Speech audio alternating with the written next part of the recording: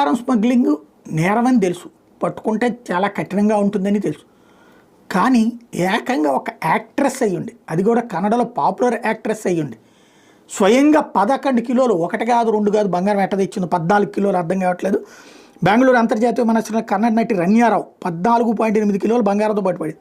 Dubai నుంచి Emirates విమానంలో సోమవారం రాత్రి అక్కడికి వచ్చినటువంటి రన్యాకి డైరెక్టరేట్ ఆఫ్ రెవెన్యూ ఇంటెలిజెన్స్ అధికారులు అనుమానం వచ్చి సోదాలు చేపట్టారు. ఆమె దగ్గర ధరించిన నగలతో పాటు దుస్తుల్లో కడ్డీల రూపంలో దాచిన మొత్తం 14.8 కిలోల బంగారం స్వాధీనం చేసుకుని కోర్టులో హాజరుపరిచారు. 14 రోజులు జ్యుడిషియల్ రిమాండ్కి అనుమతించింది.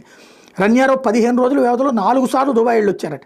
దాంతో అనుమానం వచ్చిందట. ఈ ఒంటరిగానే ఇలా బంగారం స్మగ్లింగ్ చేస్తున్నారు లేదా మరి ఏదైనా ముఠాతో ప్రమేయం ఉందా అన్నది డీజీపీ స్థాయి అధికారి కూతురు కావడంతో ఇతర అధికారులకి ఈ వ్యవహారం తెలిసే జరుగుతుందా అనే కోణాల్లో కూడా విచారణ చేపట్టారు. ఇవి డీజీపీ కూతురు అవుతుందట, డీజీపీ స్థాయి అధికారికి.